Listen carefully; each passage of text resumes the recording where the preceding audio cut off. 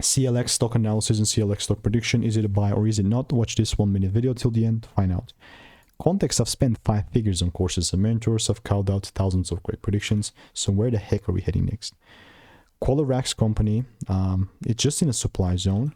Now, I'm not even trying to be like weird or anything, but like this is such an interesting market. If I zoom out to the higher time frame chart, this actually looks quite solid and potentially bullish.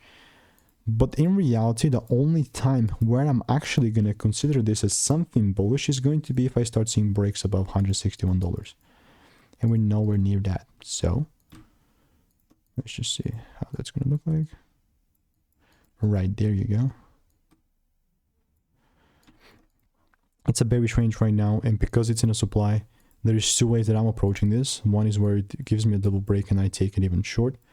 The second one is where it starts breaking up. When it starts breaking up does not mean that I'm going to immediately buy, because there's a lot more nuance to this. So I'll keep you updated, and if you want to make more money trading in a simple and lean way, click the first link in the description. That's a free newsletter.